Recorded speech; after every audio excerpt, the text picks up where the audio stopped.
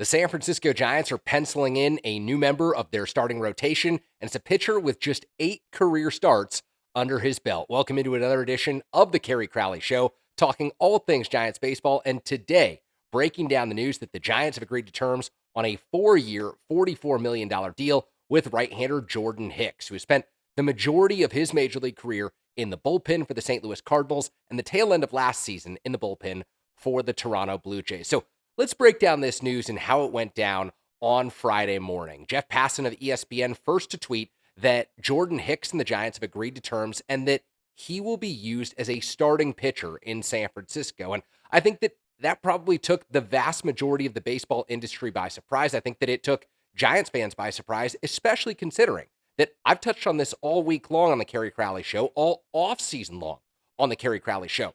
The Giants need proven major league starters with a track record of taking down innings and having success at the major league level. And Jordan Hicks is not that. In fact, he's someone who made a cameo in the Cardinals rotation back in 2022, 8 starts, and then he was moved back to the bullpen, which is the role that he's essentially played since the start of his major league career. So why bet on Jordan Hicks? Why make this gamble if you are the San Francisco Giants? Well, for one, Jordan Hicks does something that very few other pitchers do at the major league level, and that is touch 100 miles an hour consistently. There's a lot of people who can throw 100 miles an hour. Camilo Doval at the back end of the Giants bullpen absolutely can, but Jordan Hicks averages above 100 with his fastball. He's got one of the most electric sinkers in all of baseball. He pairs that with the slider. He used a splitter at the end of last season, and the Giants view him potentially as a 3-pitch guy who can take down multiple innings at a time for a San Francisco team that desperately needs innings to be taken down. You look at this rotation, it's Logan Webb, and then it's a bunch of question marks. And yes, a lot of those question marks are young pitchers who have great potential at the major league level. Think Kyle Harrison, think Keaton Winn, think Tristan Beck, but they're unproven pitchers. And so they bring in Jordan Hicks, and I think that there's a few ways to look at this. And one, let's look at it this way. Giants fans have been promised big, bold moves by the front office since the outset of the offseason. Jung-Hoo Lee certainly qualifies. The largest contract ever given to a position player in San Francisco Giants history is a big, bold move. And I say largest contract, the largest free agent contract they've given. Of course, Buster Posey's deal exceeded that headed into the 2013 season. But nevertheless, Giants fans have been waiting on other moves, and Jordan Hicks, 4 years, $44 million, may not seem like a top-of-the-market play and may not seem like someone who, oh yeah, Jordan Hicks, he's instantly going to be penciled into your starting rotation. But if you think about what Hicks does and what the Giants are trying to do, it's actually a pretty good marriage because Jordan Hicks wants to be a starter at the major league level. The Giants are trying to get creative about how they cover innings next season, especially with Alex Cobb down for at least the month of April and Robbie Ray out for at least the first half of the season. And so you look at Jordan Hicks, the potential to be a 3-pitch guy at the major league level, stretch out his innings, allow him to face hitters, maybe, 3-4 innings at a time. You can't look at Jordan Hicks as the traditional 6 to 7 inning starting pitcher, but you can potentially look at him as a piggyback option, as someone who can take down at least the first 3 innings, maybe 4 innings, once every 5th days, and that's how you're going to use Jordan Hicks. And so it's not the big Blake Snell move, it's not the big trade for a Corbin Burns, but it is the bold move of saying that this is someone who's had success at the major league level, who throws a fastball harder than just about anyone in the majors, and you're making the bold decision to try him out as a starting pitcher. And here's the catch. I think that anyone latching on to the idea that the Giants want to see Jordan Hicks pitch every 5th day 32 times next season and throw 160 innings, you're looking at this all wrong. And that's initially how I read Jeff Passan's tweet. I looked at it, Jordan Hicks is a starter. That doesn't make any sense. The Giants need legitimate starting pitchers in this rotation to help out Logan Webb.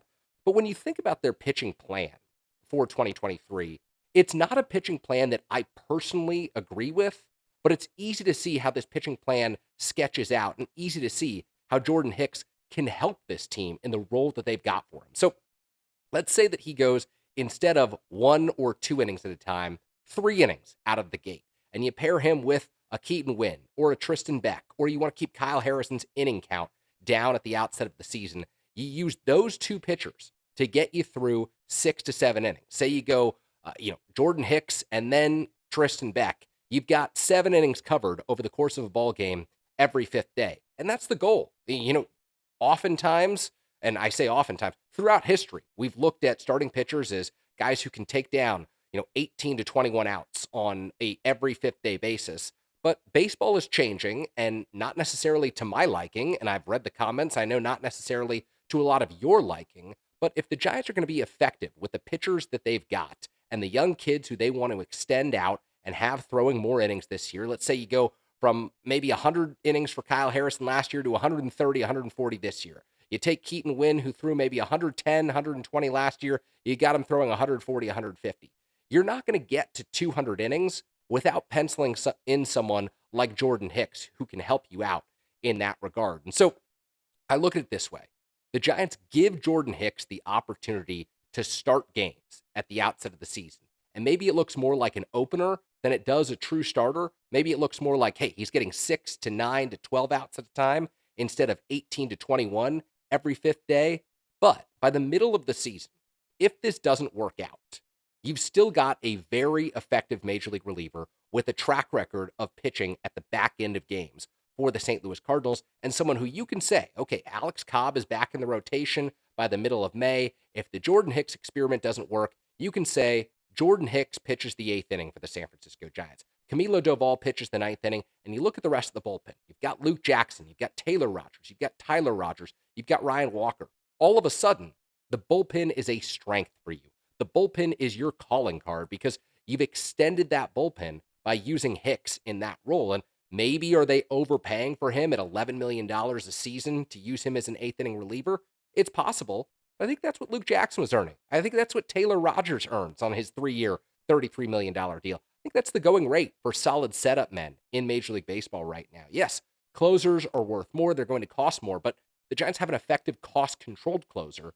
in Camilo Doval, who came through the farm system, has been developed by the Giants and deployed in the closer role. So they're not spending $15 to $20 million on a closer. They're not making it, making the Mark Melancon deal on an annual basis, trying to search for someone who can take down the 9th inning. So the more guys you can get with high leverage experience, with late inning experience, the more I like that move for the Giants, because you've got 3 or 4 different options now in Taylor, Tyler Rogers, Jordan Hicks, Luke Jackson.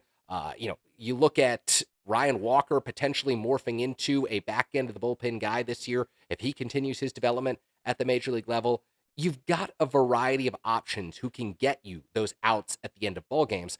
And that's if Jordan Hicks is used in that role. Now, that's to say if things go wrong for him or he's just not a fit in the starting rotation. But let's say that this works for the San Francisco Giants. Let's say that, they study his pitch mechanics and, the pitch data that he had with the Toronto Blue Jays when he was so successful at the end of last season. Let's say that they see him as a guy who can mix in the sinker, slider, and splitter effectively. All of a sudden, you're talking about someone who might be getting 12 to 15 outs for you every fifth day. And that's a great development for the San Francisco Giants. Is it likely to happen? I say no. I say more likely you're seeing someone who is throwing 2 innings at a time, maybe stretched out to 3 innings, and probably a little less effective than he was in his role at the back end of a bullpen. But for a San Francisco Giants team that is already betting on so much uncertainty next year in Kyle Harrison, in Tristan Beck, and Keaton Wynn, guys who have not proven themselves over multiple years at the major league level, Jordan Hicks is just adding to that uncertainty. And you could do a lot worse than Jordan Hicks at 4 years and $44 million. In fact, there are players out there that you could sign who maybe don't pan out for you and maybe don't fit in seamlessly in the bullpen if they don't work in your starting rotation. Think back last year to Ross Stripling. Look, the guy didn't work in the rotation for the Giants, and he wasn't really great out of the bullpen either. And so, yes, there were moments that gave the Giants hope that Ross Stripling could turn things around in 2024, but let's look at these 2 pitchers right now and say, if you're betting on one of them having a more successful 2024 season, I would probably bet on Jordan Hicks being that guy, even though I think that Ross Stripling could throw more innings for the Giants because he's just built up and he's done that throughout his major league career. I think that Jordan Hicks, overall, the numbers will be better. He'll strike out batters. He gets ground balls. And if the Giants can find a way to limit his walks and keep that pitch count down, which is the big key for Jordan Hicks as he tries to make this move to a starting rotation or at least to a bulk man opener role at the beginning of a ball game, that's the key. It's limiting the walks, being more effective within the zone. And who knows? Maybe you take something a little off that 101-mile-an-hour fastball. You're throwing 99 and you're still throwing darts and you're still mixing in that third pitch, the splitter, effectively. So there's a lot of questions about how this Giants pitching staff is constructed. And I don't have all the answers right now. In fact, I'm not sure the San Francisco Giants have all the answers. What I do know, they should go out and they should add a number 2 to their starting rotation. They should still look seriously at a Blake Snell or another starting pitcher who's very solid on the trade market, because this is a team that still needs innings. But I'm always in favor of acquiring solid players. And I think that Jordan Hicks, especially at, 4 years, $44 million, is a solid player. He's one of the younger free agents. He's entering his age 27 season. He could be entering his prime at the major league level. And due to injuries, due to his track record, he doesn't have a whole lot of innings on his arm. And yes, this is a major gamble for the San Francisco Giants. If they're anticipating Hicks taken down to 120 to 140 innings next year, I think that they're lost. But I don't think that that's what they anticipate out of Jordan Hicks. I think they probably look at him as a 70 to 100 inning guy if they stretch him out properly.